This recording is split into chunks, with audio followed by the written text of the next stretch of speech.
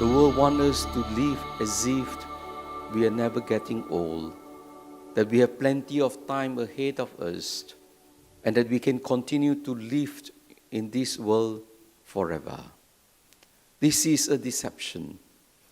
If we think that we have so much time ahead of us, then we won't take our lives seriously.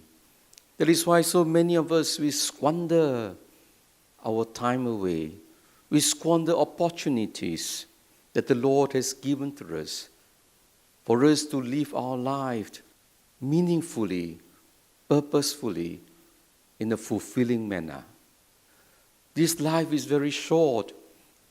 This is because today we are living a very hectic world.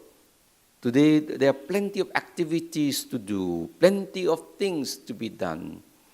And that is why time passes so quickly. Before you know, you are already in your old age. Every minute not lived is lost forever. So how should we live our life in such a way? A life that is lived without regrets. We just should live our life according to our age. Those of us who are young should not desire to be old, to be an adult, to grow up too quickly, because being young has its own joy in life. Most young people are carefree. They are always exposed to new things, new knowledge, opportunities which their parents and their forefathers never had. Those who are young are full of energy, full of life, dynamism, always wanting to do more, to make a difference in the lives of others. Young people are full of dreams, full of hope. And therefore, young people must live that way. You will learn from experiences. But as I have always said, experience is the best teacher, but the most expensive school fees. Whatever decisions you make, you will have to pay for the consequences. And therefore, if you allow yourself to get involved in harmful activities, destructive activities, you will destroy yourself. That is why it's very important for young people to be discerning as to what they want to do with their life, the kind of company they want to mix with. They will actually influence us for good or for evil. Therefore, it's very important for young people to take this life and to live it responsibly, even as they are open to new adventures. So don't desire to be old too quickly, to be an adult, because even an adult, life is no more carefree. We will all grow into old age. Old age is inevitable. Let us not pretend that just because we are taking supplements, we are dyeing our hair, we are young. We know that our body is breaking apart. And so it is important to be realistic about ourselves. Again, when we are old, there is nothing to regret, nothing to be ashamed of. We have come to this age, we have acquired lots of experiences. We have known life better. We have made our mistakes. We have learned. We have become wiser, hopefully. And so we cherish the life that we have lived, the things that we have done. When we are old, we have more time for friendship, more time for solitude, more time for God. In fact, old age is a beautiful time. You must be ready when death comes. We should not be afraid of death, because that is, again, another stage of life where we enter into everlasting home.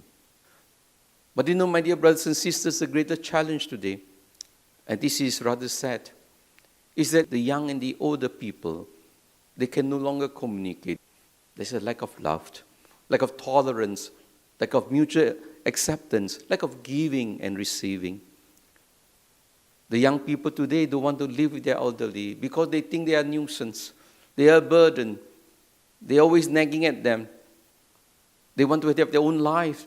They don't like interference from their elderly. And as a result, they live apart. They are no longer supportive of each other. Sometimes they don't even want to visit their parents because they get nothing but negative remarks, discouragement. And therefore, for those of us who are elderly, those are old, let us be gracious. Our children should respect us as people who are wise. We give advice when we are asked. Otherwise, we try to live our life meaningfully. We need to have our own friends, our own circle, so that we don't make too much demands on our children attention, because our children have their own lives. We should leave them free to live their own life.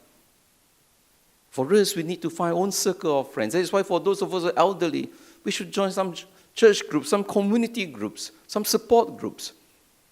Unless in those days, when the day comes when we can no longer walk, then of course then we will have to be at home and people will attend to us. Otherwise, if we are still healthy, we still can walk, we should be moving about, not staying at home watching TV day and night. It destroys everybody. It destroys our own emotional, spiritual life. We should be out there, reaching out to others, because there are many things we still can do when we are elderly. And our young people respect us when they see us independent, ready to do good, but without imposing our values on them. Young people today don't like to hear our values because they think our values are outdated. So what do? As I've said, we can only advise them. Once that is done, they are adults. They have to answer for themselves. They're accountable.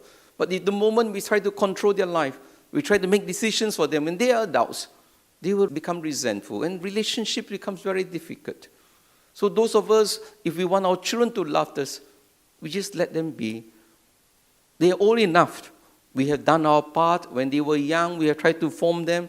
Their values are now different.